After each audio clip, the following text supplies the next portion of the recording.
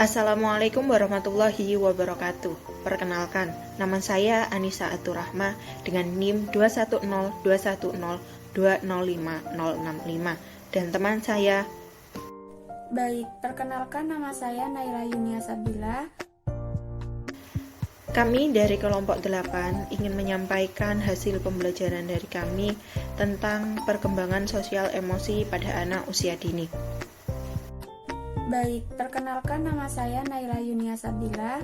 Di sini kami akan menjelaskan tentang tahap perkembangan anak.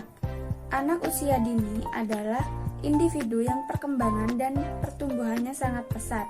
Setiap perkembangannya memiliki karakteristiknya sendiri, sehingga menjadi individu yang berbeda-beda, mulai dari kekurangan, kelebihan, serta minat dan bakatnya. Berikut beberapa tahap perkembangan anak berdasarkan teori. Yang pertama, teori tahap perkembangan anak berdasarkan teori Erikson. Yang kedua, tahap perkembangan anak berdasarkan teori psikoanalitik menurut Freud. Yang ketiga, tahap perkembangan sosial emosi berdasarkan STTPA menurut Permen 146 dan 137 tahun 2014. Yang pertama, tahap perkembangan anak berdasarkan teori Erikson. Seorang ahli perkembangan anak yang mendasari teorinya dari sudut pandang sosial. Erik H. Erikson mengatakan bahwa ada pendekatan antara psikososial dan psikohistoris. Erikson menemukan bahwa seseorang memiliki perkembangan psikososial ego melalui berbagai kegiatan sosial dalam organisasi atau kebudayaan tertentu. Dari kegiatan sosial inilah yang membuat intuisi seseorang berkembang dan membuat individu itu mampu menangkap berbagai macam daya ego dalam melaksanakan tugas dan tanggung jawabnya. Lalu, ada beberapa kesamaan antara teori Erikson dengan teori Freud, yaitu dalam tahap perkembangan individu, ada beberapa aspek yang tidak berubah yang sudah ditentukan sebelumnya. Dalam struktur kepribadian, manusia mempunyai triganda kepribadian, yaitu ID, ego, dan superego. Kepribadian individu terbentuk karena adanya konflik yang traumatis yang mungkin berhubungan tentang menyusui anak, pembuangan air seni, feses, penegasan diri fails pada anak laki-laki maupun sifat mudah menerima pada anak perempuan. Selanjutnya, tahap-tahap perkembangan anak menurut Erikson. Yang pertama, tahap 1 adalah anak berusia 0-2 tahun. Pada usia ini, merupakan titik awal pembentukan kepribadian anak, atau bisa disebut juga sebagai harapan. Yang kedua, tahap 2 merupakan anak berusia 2-3 tahun. Pada tahap ini, kemandirian anak akan dibentuk dengan mulai berbicara sendiri, berjalan ke sana kemari, secara mandiri. Lalu tahap ketiga adalah anak berusia 3-6 tahun. Pada tahap ini, bukan lagi harapan menjadi satu-satunya kepribadiannya atau emosionalnya, namun juga ada tujuan di sini. Seperti bertujuan melakukan sesuatu sendiri dan mengharap hasilnya akan sesuai dengan tujuannya. Kemudian tahap keempat, yaitu anak berusia 6-12 tahun. Di tahap ini, anak mulai memasuki periode yang aktif, yang nantinya diperlukan baik dalam lingkungannya serta teman sebayanya. Jika pada tahap ini anak berhasil melewati semuanya dengan baik, maka akan terbentuk perasaan-perasaan baik seperti kepercayaan diri. Sebaliknya, jika gagal, maka inferioritas juga akan terbentuk. Kemudian tahap 5. Tahap 5 adalah anak berusia 12-20 tahun. Pada tahap ini, anak mulai memasuki usia remaja. Dan anak mulai mencari identitas diri sendiri. Kemudian tahap 6. Tahap 6 adalah usia 20-40 tahun. Pada tahap ini akan muncul perasaan kasih, rasa perhatian dan kesendirian yang berkecamuk muncul. Jika hal ini tidak terkontrol, maka bisa saja seseorang bisa merasakan kesepian, kesendirian, dan perasaan tidak berharga.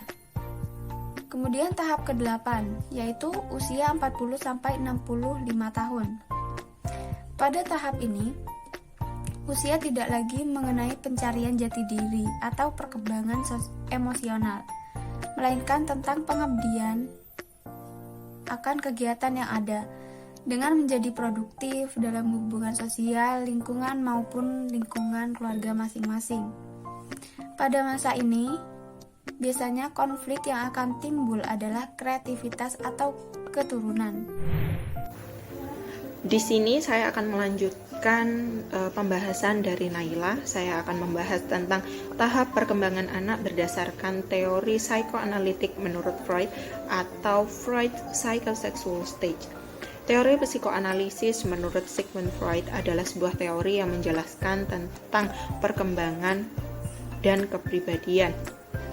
Unsur yang diutamakan dalam perkembangannya ialah motivasi, emosi, dan aspek internal lainnya.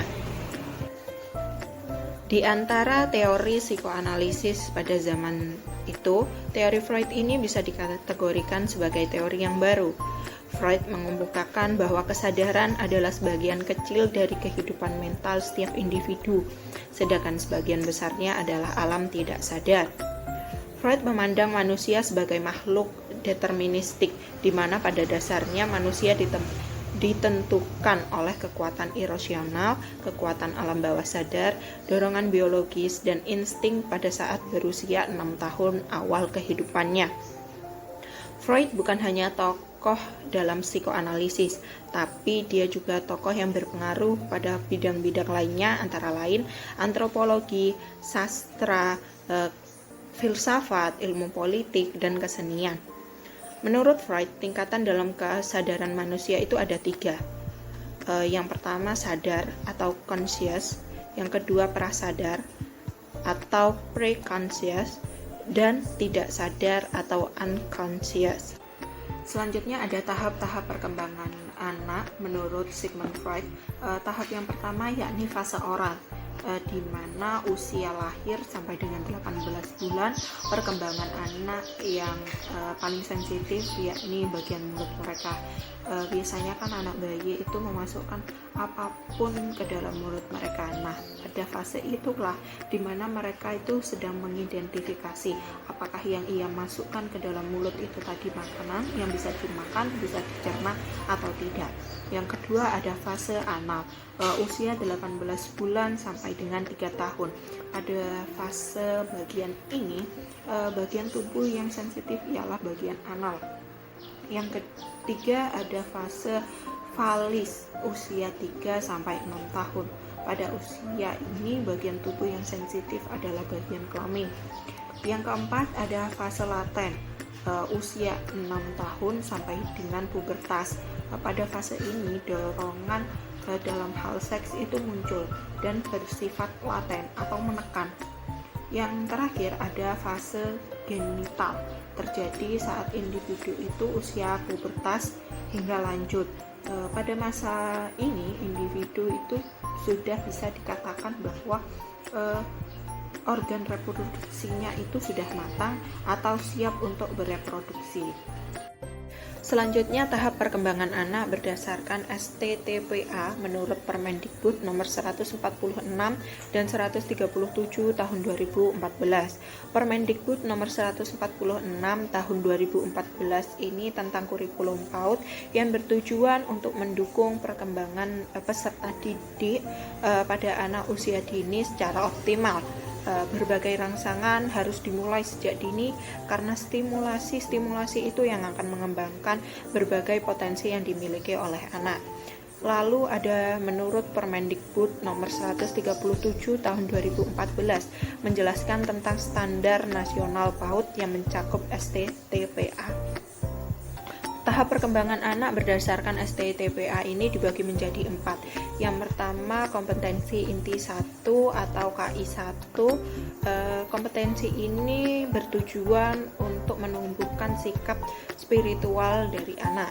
Yang kedua, kompetensi inti 2 atau KI 2. Untuk kompetensi ini intinya ialah sikap sosial dari anak yang akan dikembangkan. Yang ketiga, ada kompetensi inti 3 atau KI 3. Kompetensi ini perihal tentang pengetahuan si anak.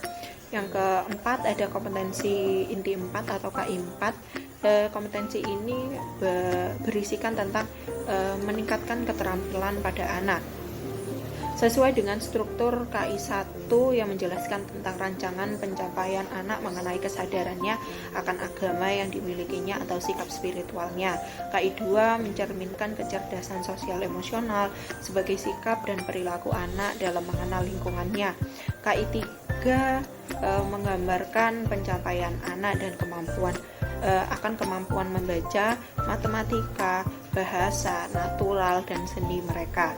KI 4 menggambarkan mengenai harapan dikuasai anak dalam bentuk karya, gagasan, motorik, atau yang bersifat kreativitas.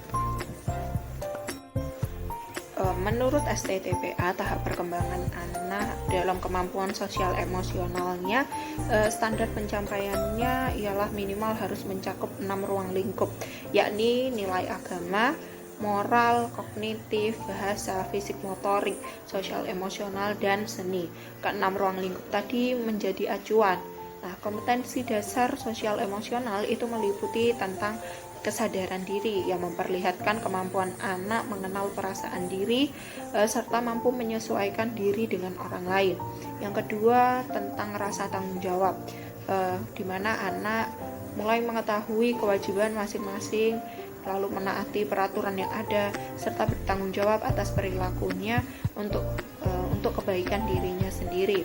Yang ketiga, yakni perilaku prososial yang mampu bersosialisasi, mampu bermain dengan teman sebayanya, mampu menerima hak dan pendapat dari temannya, lalu bisa bertoleransi dan bersikap sopan. Mungkin segitu pembahasan dari kelompok kami. Terima kasih. Wassalamualaikum warahmatullahi wabarakatuh.